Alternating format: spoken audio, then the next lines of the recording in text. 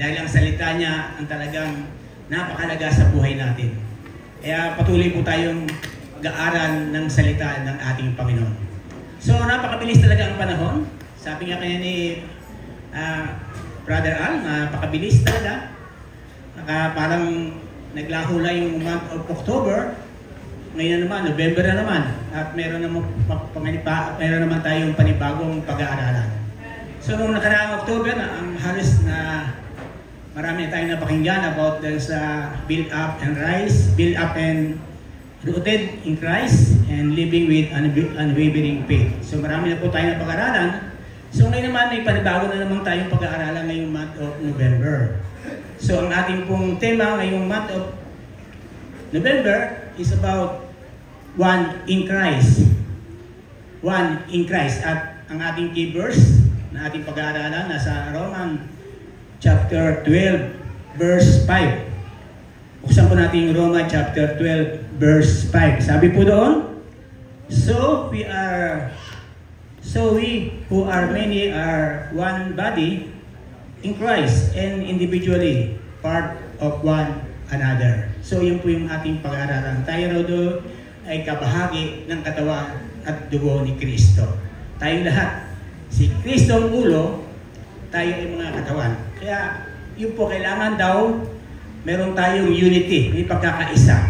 Sabi doon, sabi doon sa Tagalog, sabi niya, at kung paano ang katawan ay binubuo ng maraming bahagi at nagkakaiba-iba sa gawain, gayunman, kahit sa mga bagay, kahit sa lahat ng bagay, ay tayo ay kasama at katawan ni Kristo. So, tayo raw ay lahat ay kabahagi sa katawan ni Kristo. So, lahat tayo may mga parte. Lahat tayo mayroong gagawin. Hindi lang isa, kundi lahat po tayo. Dahil yung ating ulo ay walang iba kundi si Kristo, tayo ang katawan, kaya tayo ay may bahagi, lalo na sa iglesia nito. So, yun po yung ating tema.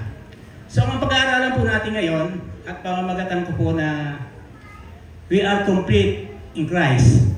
Tayo ay kumpleto dahil meron tayong Panginoon at walang iba kundi ating Panginoong Jesucristo.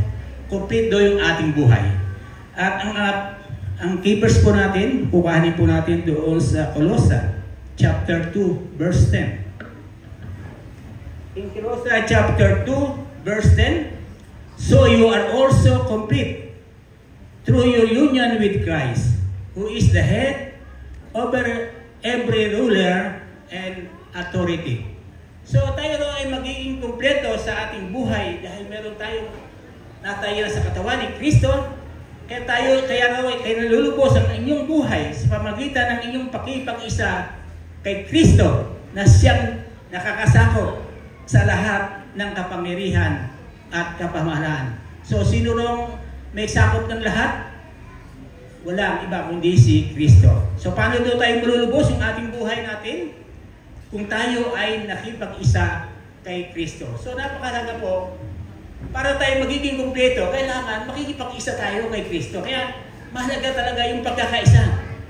Para tayo ay maging kumpleto kay Kristo, para tayo ay makumpleto sa ating buhay. Hindi yung sa mga bagay na nakita. Kasi ang akala natin, kapag ang tao ay kumpleto na, yung meron na siyang marami na siyang kayamanan, marami na siyang sasakyan, marami na siyang napupundar ng mga bagay dito sa sanlibutan, nasa kanya ng lahat, nasa kanya na yung kapangyarihan, tinitingala siya, pinapalakpakan, yung kanyang mga nasasakupan, yung kanyang mga anak, halos ay kumpleto ng buhay, may magandang buhay, may karangyaan, maganda yung mga negosyo, yung mga apo, lalo na mga apo, lalo na yung mayroong mga kakayahan. So, ang tingin nila sa buhay nila, ay kumpleto na sila. Para sa kanila, sa mga taong yon, na meron na silang tinitingala at pinapalakpakan, akala nila, ay kumpleto na ang kalang buhay. So, nagkakamali po tayo mga kapatid. Dahil hindi po yung makakapagkumpleto sa buhay natin, yung kayamanan, yung karangalan, walang iba kundi ang ating Panginoong Jesucristo lang kung tayo ay makikipag-isa kay Kristo. So nasa ina yung kayamanan, Makukumpleto ba ang buhay natin? Hindi po tayo magikumpleto. Ang makakapakumpleto lang sa buhay natin, walang iba, kundi ang ating Panginoong Jesucristo. Sabi nga the completeness ng tao, yung tayo ay nalubos sa ating buhay sa pamagitan ng pakipag-isa natin kay Kristo. Kaya nga sabi ng Matthew, buksan po natin yung Matthew chapter 16. Chapter 16 verse 25. In Matthew chapter 16 verse 25. Sabi po doon, ano ang magpapala ng tao? Makamtaman niya ang buong mundo kung mapapahamak man ang kanyang kaluluwa. So ano mapapala ng tao? Ikaw na ang pinakamayaman dito sa mundo. Nasa iyo na lahat. Marami kang sasakyan, marami kang kayamanan, marami kang pera sa bangko. Pero sabi niya, kung ikay nasa iyo man lahat siya, kung mapapahamak ang iyong kaluluwa, useless po ang lahat ng bagay yan. Parehas po sa kwento ba? May sa ating kwento ni doon po sa bubuksan po natin yung Lucas chapter 12 verse 16 up to 20. Ito po isang kwento. Siya po yung talinghaga ng ating Panginoong Jesucristo. Sabi nga nila, kung makamtaman ninyo ang buong mundo, kung mapapahamak man ang inyong kaluluwa, ay parehas po kayo dito sa ating babasahin. Doon po sa Lucas chapter 12 verse 16. Sabi po ito, kaya't ganap na ang pamamagitan ng inyong pakipag-isa kay Kristo na siya na nagkasakop sa lahat ng kapangyarihan. Sa po ba sa Lucas? Sa Lucas ba? Lucas. Buksan po natin yung talinghaga ni Jesus. Doon po sa Lucas chapter 12 verse 16 up to 20. Sabi po doon, pagkatapos isinalaysay ni Jesus.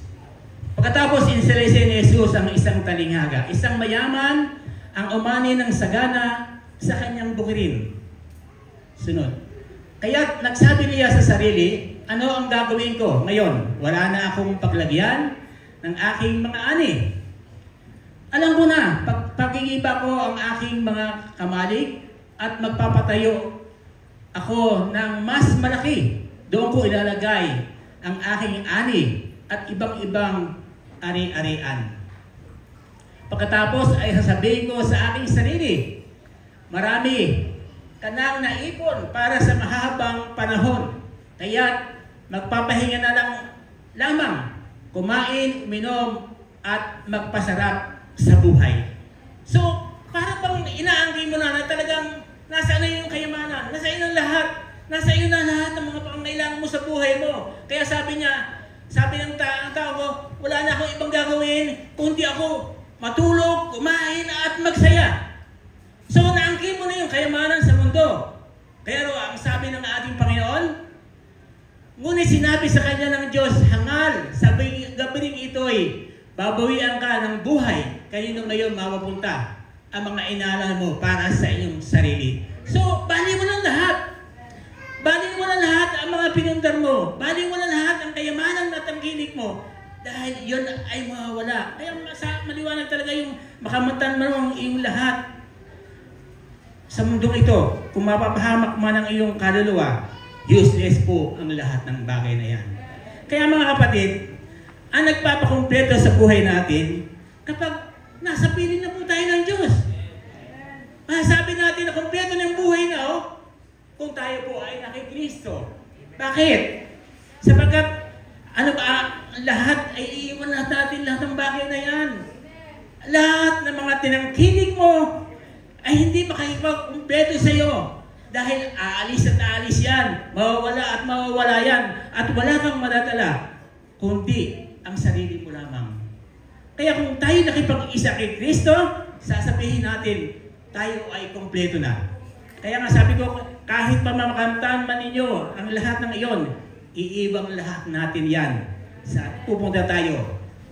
Kapag nasa iyo na lahat yan, at sumusunod ka sa takbo ng salibutan, saan ka pupunta?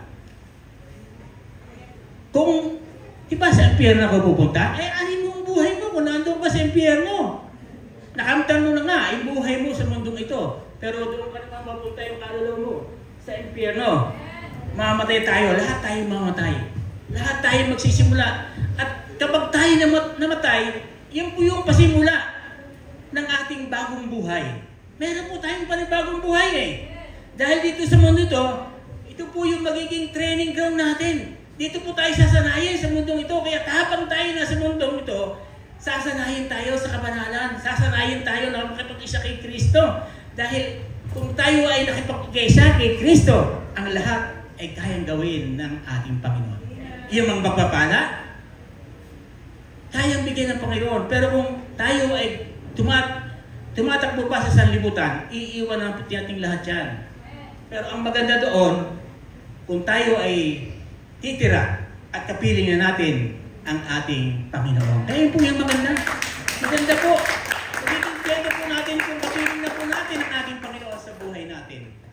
At lubos talagang ating buhay sa lupa kapag tayo po ay nakapag-isa kay Kristo.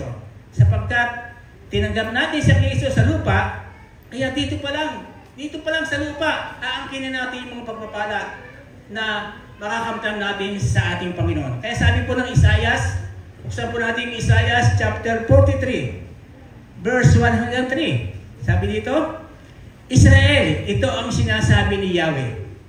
Sa lumikha sa iyo, huwag kang matakot, sapagkat iniligtas kita, tinawag kita sa iyong pangalan, ikaw ay akin. Kapag dumaan ka sa malalim na tubig, sasamahan kita. Tumawid ka man sa mga ilog, hindi ka malulunod. Dumaan ka man sa apoy, hindi ka masusunog, hindi ka matutupok, sapagkat akong si Yahweh, ang Diyos na banal ng Diyos ng Israel. Ano pong pangako ng Diyos? Sabi niya, dumaan ka man sa apoy, hindi ka masusunog, hindi ka matutupok. Dumaan ka man sa ilog, hindi ka malulunod. Yan po yung pangako ng ating Panginoon. Kaya kung kailan sa mundong ito at nakipag-isa kay Kristo, yung mga pangako ng Panginoon na binitawan niya, matutupad. Pero kapatid, wala pong sinabi doon ng ating Panginoon na hindi ito daan sa mga pagsubok, hindi tayo dadaan sa ilog, hindi tayo dadaan sa apoy. Meron bang sinabi ang Panginoon? Wala. Ang sabi ng Panginoon, kung dumaan ka man, hindi ka matutupo, hindi ka masusunog. Kaya wala pong sinabi ng Panginoon, hindi tayo daraan ng mga pagsubok. Sa bawat buhay natin, meron po tayong kanyang-kanyang pagsubok. At yan po hindi talaga maiwasan natin. Ang taong hindi nagkakaroon ng pagsubok, may kulang yun. Kaya lahat tayo daraan at daraan sa mga pagsubok. Ibig sabihin, dumaan ka sa boy, ibo ay pagsubok sa atin. Pagsubok sa mga sakit at karamdaman ng ating nararamdaman, pagsubok po yan. Kaya sabi ng Panginoon, dumaan ka man sa apoy, dumaan ka man sa maraming problema, magkaroon ka man ng mga sakit at karaman, sabi ng Panginoon, sasamahan kita. Kaya kung tayo dumaan sa mga pagsubok at problema sa buhay natin, huwag nating bahala sapagkat ang Diyos ay nasa atin. Kaya sabi po ng 1 Corinthians 10:13, in 1 Corinthians 10:13, wala pang pagsubok na dumating sa inyo na hindi pa naranasan ng ibang tao. Tapat ang Diyos na hindi ka pahintulutan na subukin at higit sa iyong makakaya. Sa halip, pagdating ng pagsubok, bibigyan kayo ng lakas upang iti makayahanan yung lahat. So talagang dadaan tayo sa mga pagsubok.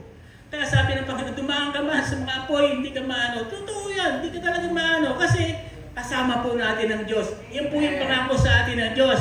Kaya ang maganda dito, dito pa tayo sa lupa, ginagawa natin yung kalooban ng ating Panginoon. Sumusunod po tayo sa ating Panginoon. Kaya mamatay man tayo, mabuhay man tayo sa piling ng Diyos, hindi po tayo lugi. Sabi nga, ang iba, takot mamatay. Pero kung ikay mamatay o mabuhay mas, kung kapiling mo ang ating Panginoon, wala tayong dapat ikatakot. At wala po tayong lugi doon. Lahat po tayo tutubo doon. Lahat po tayo magkakaroon ng buhay na wala hanggan. Kaya buhay pa na tayo naranasan, may himala at karatagan na ipangako ng Diyos at mararasan po natin ang lahat. Yung kapayapaan na hindi kayang ibigay ng salimutan ito, kayang-kayang ibigay ng Panginoon.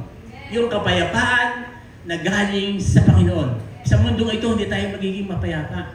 Marami po tayong nakikita hindi maganda. At kung tayo ay umaayon sa takbo ng salibutan ito, yung kapayapaan hindi mo maangkin. Bagamat nasa iyong kayamanan, andiyan sa iyong lahat ang meron kang inatangkilik, yung kapayapaan na gusto mo sa buhay mo, hindi mo makakamtam sa mundong ito. Ang kapayapaan na ating makakamtan kung kapiling po natin ang ating Panginoong Jesucristo. Kaya saan man tayo dalhin, ay lagi tayong hindi tayo lugi. Kung saan man tayo, mamatay man tayo mabuhay, hindi tayo lugi. Pero ang mahalaga, meron tayong pakikipag-iisa kay Kristo at meron tayong connection sa ating Panginoon. Meron mula tayong relasyon sa ating Panginoon. Kaya sabi nga, hindi tayo lugi kung ano man ang makamtan natin sa mundong ito. Dahil tayo ay sasamahan ng ating Panginoon. So, titingnan po natin para tayo paano ba magiging kumpleto ang ating buhay. Meron po akong dalawa na i-discuss sa inyo, yung paano ba magiging kumpleto yung ating buhay. Ang sabi po ng Efeso, chapter 1, verse 21. Dalawa po ito. At hahatiin ko po sa unang bahagi. Sabi po ng Efeso chapter 21, 1:21.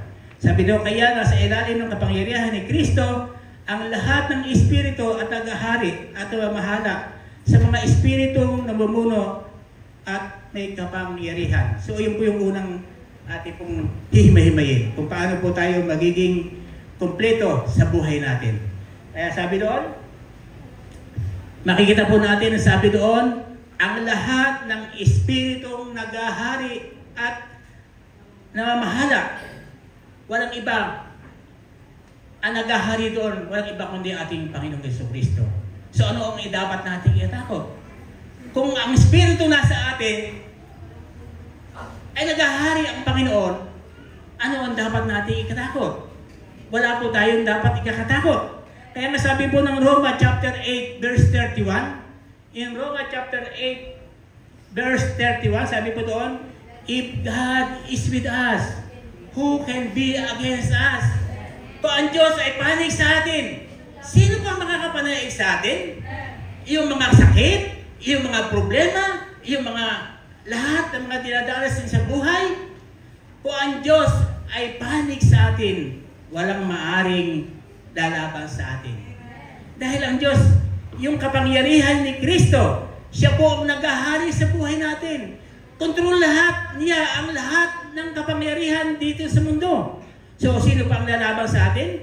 Kung nasa atin ang makapangyarihan, wala pong makakapanaig yung espiritu nasa sanlibutan. Kaya kailangan lang natin, para tayo ay talagang ang Diyos ay maghari sa buhay natin, kailangan lang talaga tayo magtiwala sa Panginoon. Kailangan tayo umasa sa Diyos. Kailangan tayo manampalataya sa Kanya. Dahil sa Kanya lang lahat magagaling.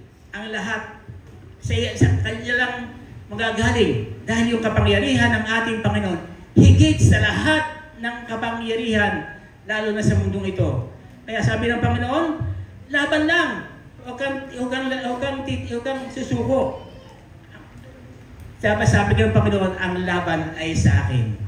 Kaya kung ito ay kaya kang ipagtanggol ng Panginoon, kaya kang ipaglaban ng Panginoon, lahat yung mga espiritong dito sa lupa, sa ilalim ng lupa, sa ilalim ng lupa, lahat ay luluhod sa pangyarihan ng ating Panginoong Jesucristo.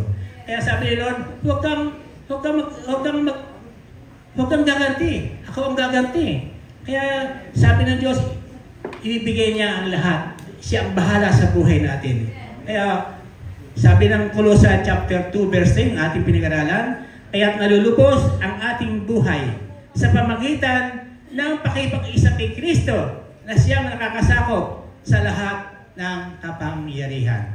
So, yun po yung una. Yung pangalawa, sa Efeso chapter 1:21 letter B, sabi doon, higit sa kanyang pangalan, kaysa lahat ng pangalan, hindi lamang sa panahon ito, kundi pati sa panahon na darating. Sa ano ang sabi doon? Magiging kumpleto ang buhay natin sapagkat nakipag-isa tayo kay Kristo. Bakit? Higit ang pangalan kaysa lahat ng pangalan. Meron pong makakahigit sa pangalan ng ating Panginoong Yesus?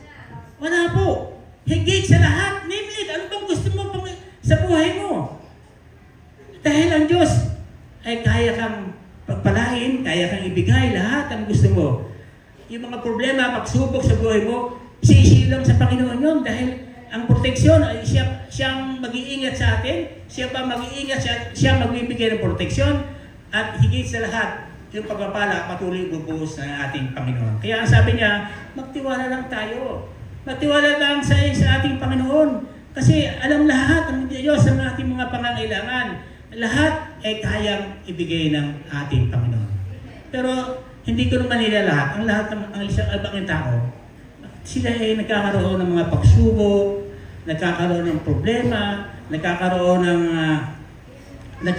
ng mga pagkukulang sa kanilang buhay. Ang inuuna nilang tao. Inuuna. Halimbawa wala silang pera, lalapit muna sila sa tao. Kung meron masakit, hindi kayang pagalingin, doon muna sa tao, doon muna sila papadoktor. At hinuhuli lang ang Panginoon. Diyan po ganito ang Panginoon. Kasi nagiging last priority yung ating Panginoon eh. Dapat siya ang priority sa buhay natin. Kung tayo man yung mga pagsubok problema, dapat siya muna ang ating unahin, ang ating Panginoon. Kasi sabi nga, magtiwala ka sa akin. Manangan ka sa akin, manampalataya ka sa akin. Kaya ang po sabi ng Jeremiah chapter 17 verse 5, in Jeremiah chapter 17 verse 5, sinabi ni Yahweh, susumpain ko ang sino mang tumatalikod sa akin at magtitiwala sa kanyang kapwang tao, sa mga taong binigyan ng buhay. So saan po tayo magtitiwala? Sa Panginoon. Eh bakit tayo sa tao magtitiwala? Bakit sa tayo lalapit? Sapagkat ang tao may kasawaan, mayroong limitasyon. Hindi po kayo bisan nagsasawa ang tao. Pag ikay lumapit sa tao, magsasawa at magsasawa yan. Kahit mahal po mga sa buhay, kahit mga anak mo, kahit lapit sa kanya, magsasawa at magsasawa ang tao. Ganun po ang realidad ng tao. Kaya sa Panginoon, wala pong sawa. Gusto niyo nga, lumapit ka lagi sa Kanya eh. Gusto ng Diyos, lagi kang humingi sa Kanya. Gusto ng Diyos, lagi mo siyang lagi mo siyang uunawain, lagi mo siyang sasampalatayan, lagi mo siyang pagtitiwalaan. Hindi tayo aasa sa tao, kundi sa Panginoon tayo aasa. Kasi sa Kanyang lahat ang kapangyarihan. Lahat ng pangalan dito sa silong ng langit, walang ibang pangalan na talaga ang ating Panginoong Hesus lang ang ating tatangkilikin at ating sasampahin. Sapagkat, sabi niya, kung tayo po ay nagtitiwala sa Panginoon, sabi niya, matutulad po tayo sa isang hanamang nakatanim doon sa batis. Napakalalan po natin yan ng araw, noong makalaang buwan, kapag ang isang puno, ang kanyang ugat, ay nandoon sa ilog o sa sapa, walang dapat ikatakot. Hindi po ito malalanta. Ganon din po tayo, kung po tayo nagtitiwala sa Panginoon at nakakapit ating ugat sa puno, nakakapit tayo sa ating Panginoong Jesucristo, lahat ay kayang gawin ng ating Panginoon. So palakpakan po natin ang ating Panginoon. Kaya sabi ng Panginoon, nasa kami niya.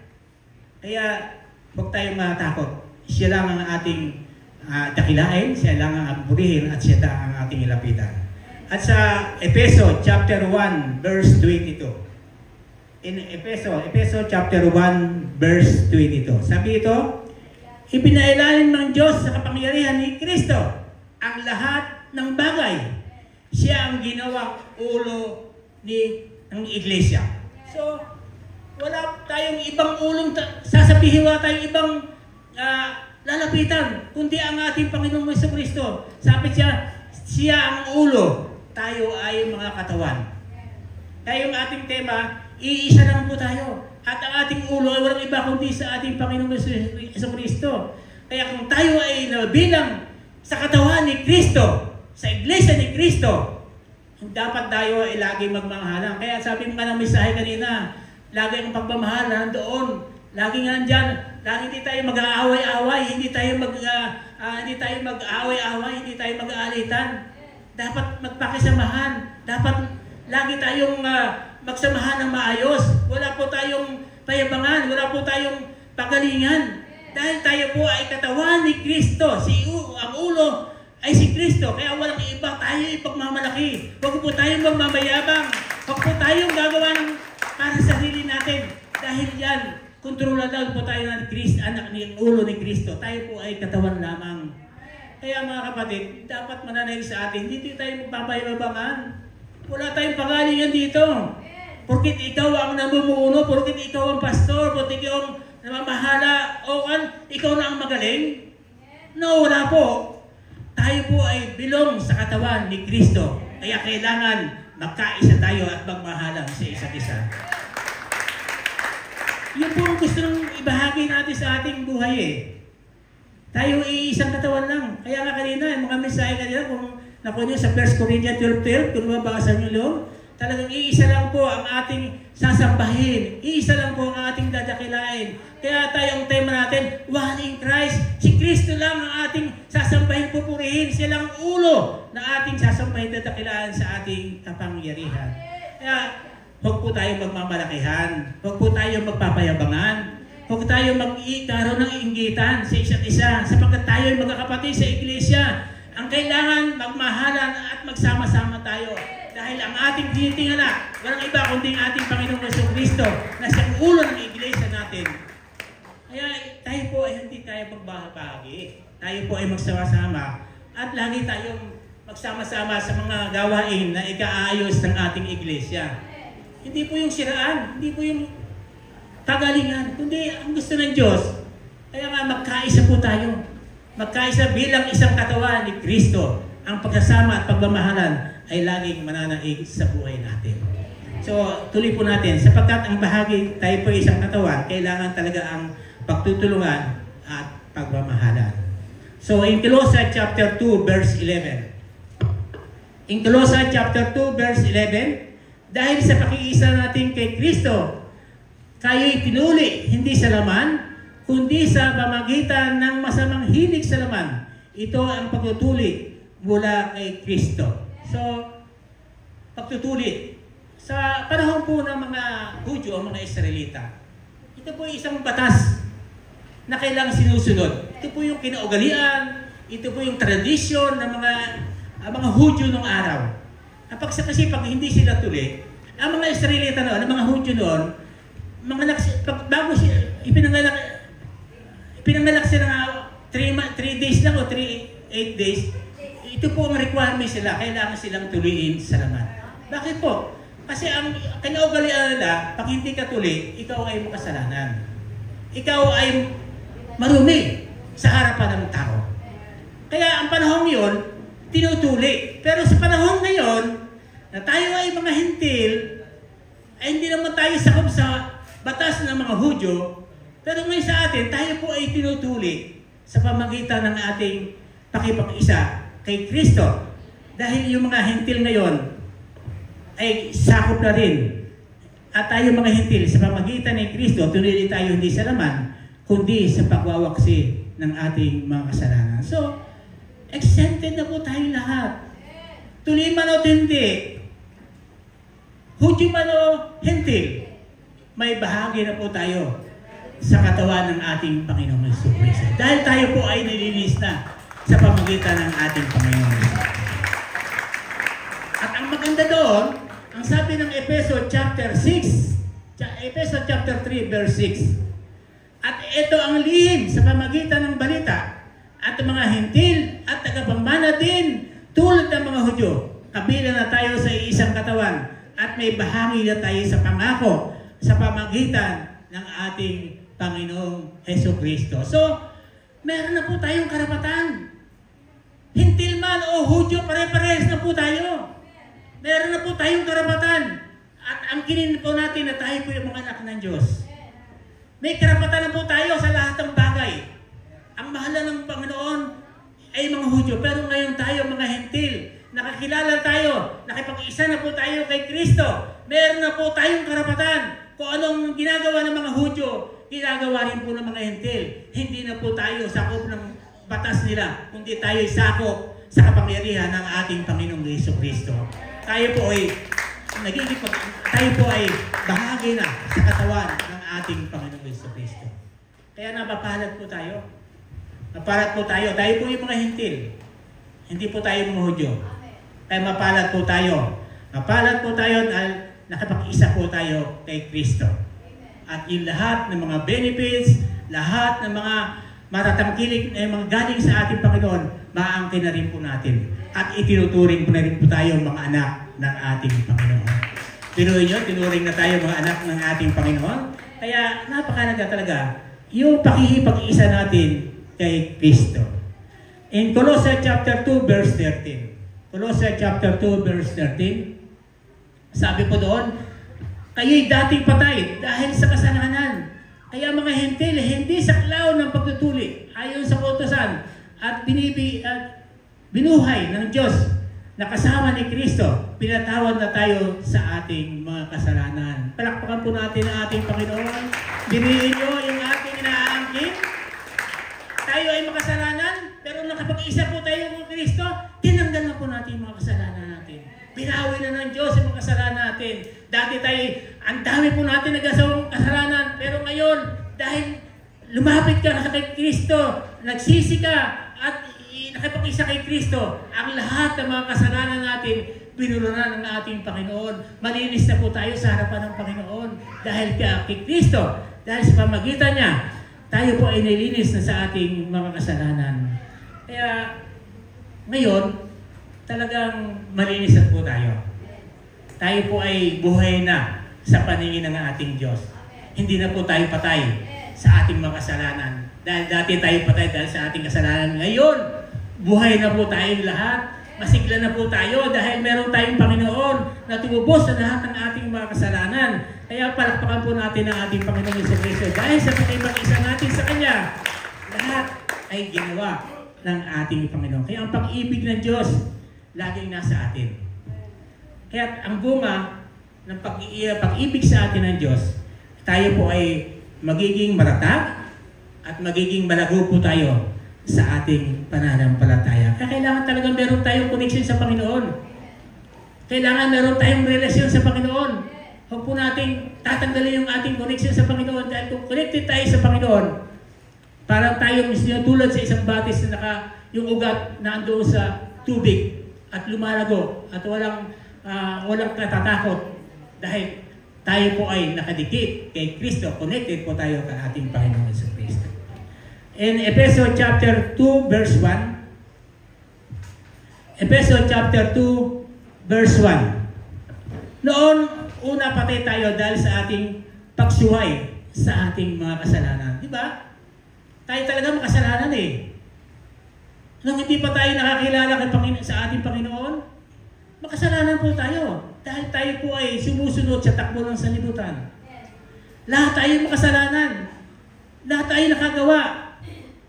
Talagang inaamin ko, lalo na po ako, nung hindi pa nakakilala sa ating Panginoon, talagang nagawa ko lahat ng mga kasalanan. Pero dahil nakipag-isa tayo kay Kristo, yung mga kasalanan natin, tinanggal lahat ng ating Panginoon. Dahil kay Kristo, binuhay na tayo sa pag-iisa natin kay Kristo. Kaya binuhay tayo sa ating pag-iisa kay Kristo upang ang ating mga kasalanan ay mawala. Dahil sa pagtutuli, hindi sa pagtutuli sa laman, kundi pagtutuli sa ginagawa ng ating Panginoong Jesucristo. In Colossae chapter 2 verse 14. Colossae chapter 2 verse 14. Binura niya ang nasusulat, ang mga batas sa labang sa atin. Inalis niya ang inabis na ito sa kalangitan.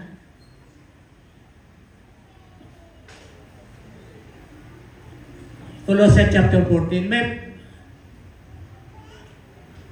May pananagutan. Dapat tayo ay Diyos dahil hindi natin matupad ang ating kautusan. Pero inalis na ito ng Diyos sa pamagitan ng pagpapako ni Kristo sa krus kaya hindi na tayo parurusahan. Yun po yung kagandahan. Dahil ang ating Panginoong Jesucristo napako siya sa krus dahil sa ating mga kasalanan.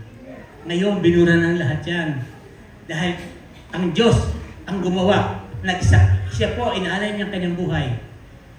Siya po ay inaalay niyang buhay para sa atin. Nagpako siya sa krus dahil sa ating mga kasalanan. Kaya tayo, kompleto na tayo. Lubos na yung ating buhay. Sa mundong ito, napakabuti talaga ang Panginoon dahil kasama po natin sa Kristo. Dahil tayo patay noon, tayo ay binuhay ng ating Panginoon. Kaya dati tayong kasalanan sa lupa, ngayon matuwid na po tayo sa harapan ng ating Panginoon. Kaya wala po tayong puwang sa mga gawaing makalaman. At ang Diyos ay mapag-ibig sa atin. Meron po tayong itinuturing na po tayong anak ng Diyos, kaya wala po tayong puwang sa mga kasalanan dahil meron po tayong Diyos. Kaya nalulubos ng Diyos ang buhay natin dahil sa pagtanggap natin sa ating Panginoong Kristo. Binura niya lahat yung nasa sulat, yung mga batas laban sa atin, inalis na yan dahil sa ating Panginoong Kristo. In Colossians chapter 2 verse 15. Colossians chapter 2 verse 15, hinubara na niya ang kapangyarihan ng mga pamunuan at ang mga kapamahalaan. Inalatag niya sa madla at ibinigay sa kanyang pagtatagumpay sa pamagitan ng krus. So tayo po ay tagumpay na ngayon. Wala na po tayong dapat ikatakot. Wala na po tayong dapat pangamba. Dahil tinubos na po tayo sa krus ng Kalbaryo ng ating Panginoong Jesucristo. Kaya tayo, hintil man ka o Hudyo, may puwang na po tayo sa kalakitan. Wala na pong bahagi sa atin yung mga kasalanan. Dahil tayo po ay lahat, binura ng lahat, yung mga kasalanan natin, binura na. At tayo po ay naging lubos yung ating buhay dahil sa kapangyarihan ng ating Panginoon. In Colossians chapter 2 verse 16, kaya huwag na kayong pasakop sa anumang tuntunin tungkol sa pagkain o inumin, tungkol sa pagkain o inumin, tungkol sa kapistahan, sa bagong buwan o sa araw ng pamahinga. So lahat tinanggal na sa atin lahat yan. Dati hindi tayo kumakain ng mga masasama. Hindi tayo kumakain. Pero lahat yan binura na ng ating Panginoon. Wala na po yung dating mga kautusan. Wala na po dating ginagawa ng mga iba. Ngayon, pantay-pantay na po tayo. Kumain ka man o hindi. Basta ang pagkain mo ay binibigay mo sa Panginoon. Ibinigay mo sa Kanya. Siya na ang bahala na. Siya na maglilinis sa lahat ng bagay niya. Kaya wala po tayong dapat ipangamba. Dahil nakapag-isa na po tayo kay Kristo, kaya ang lahat ng mga bagay na yan, hindi na po tayo pagbabawalan. Hindi na po masama yung gagawin natin. Basta yung ating gagawin, yung pong naayon sa kalooban ng Panginoon. Yung pong gusto ng ating Panginoon. In Colossians chapter 2 verse 17, at ang mga ito ay anino lamang ng mga bagay na dumating at si Kristo ang haganapan ng lahat ng ibang niyalan. So anino lang yung mga nangyayari sa buhay natin. Yung mga nagdating buhay natin. Na tayo ay makasalanan, hindi tayo nakakilala sa Panginoon, lumalakad pa tayo sa sanlibutan, lahat ginagawa mo, Panginoon, pinagagawa mo, hindi ka nagsisi sa mga kasalanan mo. Ngayon, binura ng lahat ng Panginoon yan. Dahil sa Kanya. Dahil sa pagpapako ng ating Panginoong Jesucristo at dahil sa pakipag-isa natin sa Kanya, lahat nagawa ng ating Panginoon. At ngayon tayo nalulubos na. Kompleto na yung ating buhay. Kompleto na. Wala na pong kulang. Dahil kung tayo na kay Kristo, kompleto na po ang buhay natin. Wala na po tayong dapat ikapangamba. Kaya, maliwanag po yung sinasabi ng Colossians chapter 2, verse 10, So you also are complete through your union with Christ, who is the head over every ruler and authority. So tayo nagpapasakop na sa Panginoon. Tayo po ay tinatanggap natin siya ang ating hari at tagapagligtas. Siya po yung buhay natin. Siya po yung kaligtasan natin. Kaya ngayon, kumpletong-kumpleto na po tayo. Kumpletong-kumpleto na tayo dahil nakarinig po tayo ng salita ng ating Panginoon. Yung mga dating pinapangamba nyo, pinagambangan natin, at tayo ay nawawala na sa ating paglilingkod. Kung tayo po ay nagsisi at tumalikod sa ating mga kasalanan, lahat ng mga kasalanan ginawa natin, binura na po ng ating Panginoon. At tayo lubos na lubos ng buhay natin, kumpletong-kumpleto ng buhay natin, dahil sa pakikipag-isa natin kay Kristo Jesus. Palakpakan po natin ang ating Panginoon. Napakaganda talaga ang buhay kung kasama natin ang Panginoon. Napakasama Maganda yung buhay natin kung kapiling po natin ng Diyos. Wala na po tayong hihilingin. Dahil kung tayo may mga pangailangan, ang Diyos ang magpo-provide ng lahat ng iyan. Kaya umasa po tayo sa kapangyarihan ng Diyos sa Kanyang gagawin sa buhay natin. Lahat, sabi ko po nga sa inyo, name it. Kung ano pa yung mga kailangan nyo sa buhay nyo. Basta makipag-isa po tayo kay Kristo, lahat ay kayang gawin ng ating Panginoon. So, kompleto na po ang buhay nyo ngayon dahil nakarinig po kayo ng salita ng Panginoon. Kaya lalabas po tayo ngayong oras nito. Kompleto na po. Sagana na po tayo sa buhay natin. Kompleto na po tayo sa mga salitang ating napakinggan. Dahil si Kristo ay ibinigay natin sa ating puso. Siya naghahari sa buhay natin. Kaya wala na po ibang tayong gagawin kundi makipag-isa kay Kristo na siyang ulo ng ating pananampalataya, na siyang ulo ng ating iglesia, na siyang ulo ng ating buhay. Walang iba kundi ating Panginoon Hesus Kristo. Kaya mga kapatid, salamat po sa pagkakataong ibinigay sa atin na tayo po ay naunawa natin ang buhay natin, na tayo magiging kompleto sa harapan ng ating Panginoon. So tayo po ay tumayo, tayo po ay mananalangin sa ating Panginoon.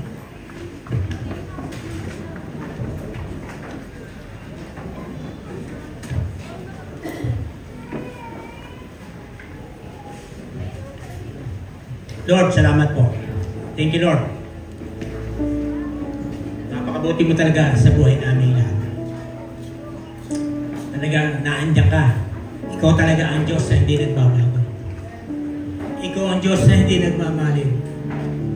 Ikaw ang Diyos, ang katapatan mo'y lagi nasa buhay namin.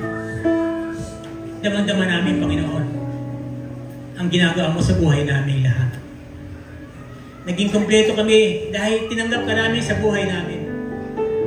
Naging kompleto kami dahil ikaw po ang naghahari sa buhay namin. Kaya Panginoon, patuloy kang maghari sa buhay namin, patuloy kang makita sa buhay namin, na magampanan po namin ang lahat ng bagay na gusto mong gawin namin. Lalo na ang sumunod sa kalooban mo, Panginoon. Tunay nga po, napakahirap sundin kung patuloy tayong gumagawa ng kasalanan sa atin. Salamat sa Panginoon na patuloy mo kami binibigyan ng kaunawaan, binibigyan ng kaisipan na magawa namin ng kalooban mo, Panginoon. Nasimuot kami lagi sa iyo. Dahil kung kami itusunod sa iyo, hindi po kami malulugi. Bagkus magiging maayos ang buhay namin. Kaya patuloy ka maghari sa buhay namin, Panginoon. Ikaw po lagi mag-isentro ng buhay namin. Ikaw po ang lagi makita sa buhay namin, Panginoon. Kaya patuloy kaming nalapit sa iyo. Patuloy ka namin dadakinain sa iyong kapangyarihan. Napakabuti mo talaga, Panginoon, sa buhay namin. Kaya sabi mo, lumapit kami sa iyo, lahat kami nabibigat ang lubak. Ang lahat ay bibigyan kami ng pag-aaral. Totoo mo, Panginoon. Ikaw talaga magbibigay sa amin ng kasaganaan. Ikaw ang bibigay sa amin ng aming mga kahilingan. Totoo mo, Panginoon, talagang hindi ka nagsasawa. Hindi ka nagmamahuli sa buhay namin. Lagi ka na andyan. Lagi mong ipinuprovide ng mga pangailangan namin. Hindi ka nagsasawa na kaparehas ng tao. Na kung palagi mo siyang lalapitan, magsasawa at magsasawa.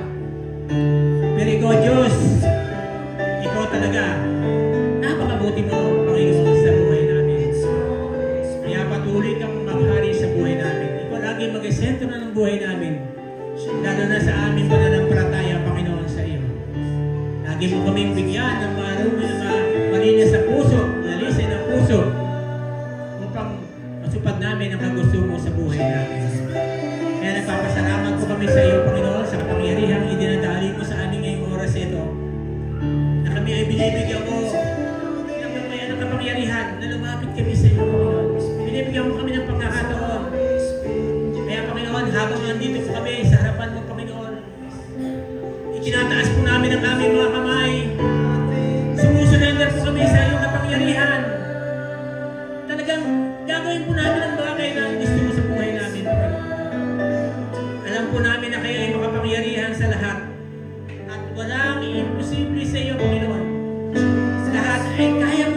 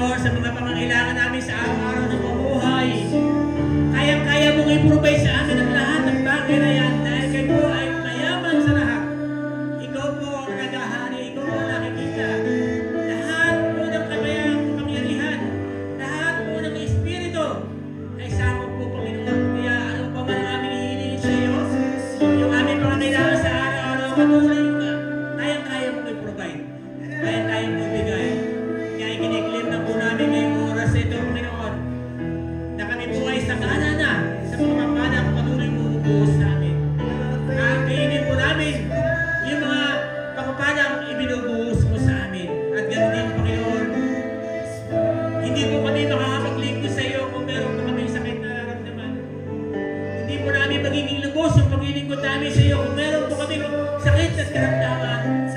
Kaya Panginoon, hinihiling po namin sa iyo, patuloy mong ibigay sa amin ang kalakasan, patuloy mong ibigay sa amin ang kagalingan sa mga sakit karamdaman ng aming naramdaman. Marami na po kami naramdaman, Panginoon, dahil sabi nga, hindi na po kami mabata ng mabata, kundi matanda ng matanda. Kaya kinakailangan po namin kayo sa buhay namin. Lalo na po sa kagalingan ng aming mga sakit at karamdaman, patuloy mo ipagalaw sa amin. Patuloy mong haplusin yung balang kamay kung anong parte ng aming katawan ang meron na naramdaman, Panginoon. Kaya alam po namin, diniglas po namin na kayo po ang aming great healer, great physician, na kaya mo pagalingin ang lahat ng bagay na yan, lahat ng mga sakit karamdaman na aming naramdaman. Kaya ngayong oras din ito, ikinikilim ko na pinagaling mo na po kami sa lahat ng aming mga sakit at karamdaman. At lagi na po kami malakas, lagi na po kami masigla, dahil nandiyan ka sa buhay namin. At ganoon din yung kapayapaan na nanggagaling sa iyo, Panginoon, na hindi kaya ibigay ng sanlibutan nito. Lord, umaasa po kami na paglabas po ng aming bahay sambahan ito, yung kapayapaan madaramdaman po namin. At masasama-sama po kami ng aming mga mahal sa buhay na yung kapayapaan sa aming buhay. Kaya Panginoon, salamat po. Napakabuti po talaga sa buhay namin lahat. Kaya patuloy kami ng aasa at magtitiwala po kami sa iyong kapangyarihan. Kaya Panginoon, salamat po sa pagkakataong ibinigay mo sa amin na kami po ay nakapagaling ng salita mo. At lalabas po kami ng bahay sa bahay sa bahay ito na dala namin ang kapayapaan, kagalingan, at ganoon din ang magpapala na patuloy mong binuhos sa amin. Kaya Panginoon, maraming salamat